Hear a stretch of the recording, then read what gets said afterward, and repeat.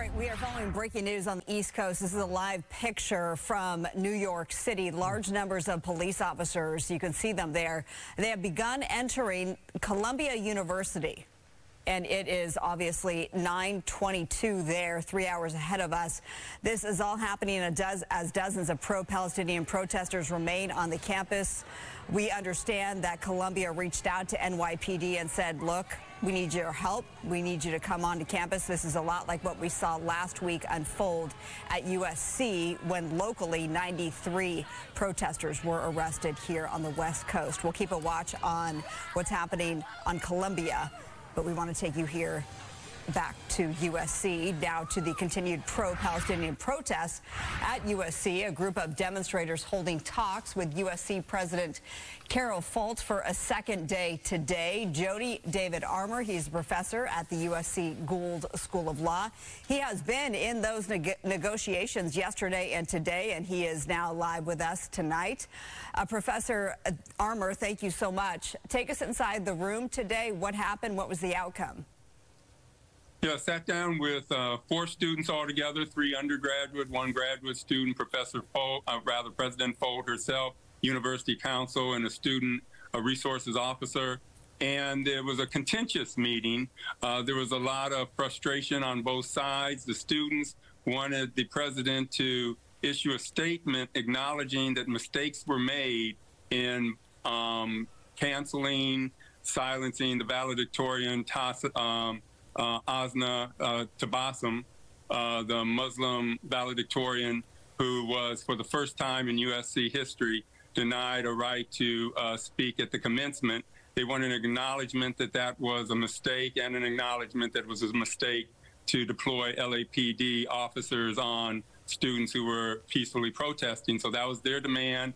The university is very keen on getting the students out of the area that they're currently occupying so that they can have graduation ceremonies there. And so there was a stalemate. There was an impasse that they reached and didn't make much progress today. But those were the 2 positions that were staked out. Okay, when will they meet next? And, you know, you mentioned the stalemate. What was President Folt's reaction to those demands?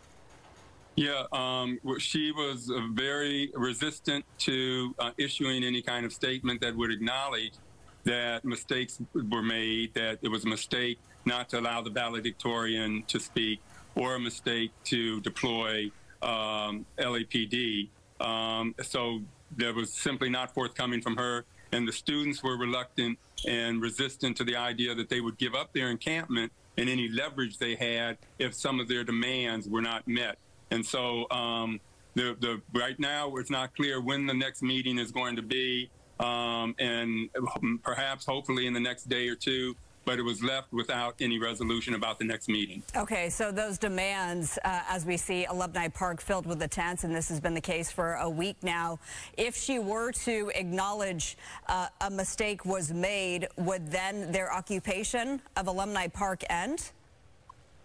Well, then we would see real progress, I think, starting to be made. You know, there might be room for some kind of compromise where they could move to perhaps a different part of the campus while other demands were being met, you know, because that's just one of their demands. There's a series like disinvestment, disclosing where the investments are, other kinds of demands that could also be pursued, but maybe they could be pursued once, you know, some basic compromises were made.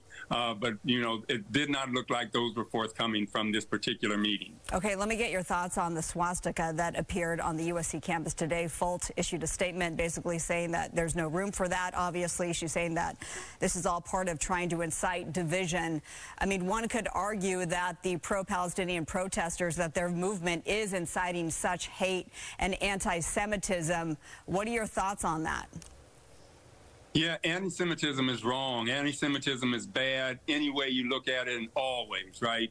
The question is being against kind of Israel's current actions on Gaza, 13, 14, 15,000 children killed, mostly men and women killed, is being anti-Israel the same as being anti-Semitic. The students are saying, no, that is not the case. And, you know, we saw in Charlottesville, marchers saying, "You will not replace us." Anti-Semitism, sadly, has been around for a long time before these marchers, demonstrations, and should always be,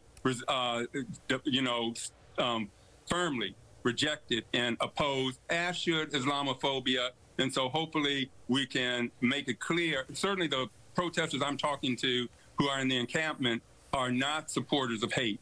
Hate for either group, and are arguing that everyone should be respected, and arguing that that has been the problem. There hasn't been as much respect for Islamic students or some of the wishes of people not to be complicit in, kind of starvation and collective punishment in Gaza.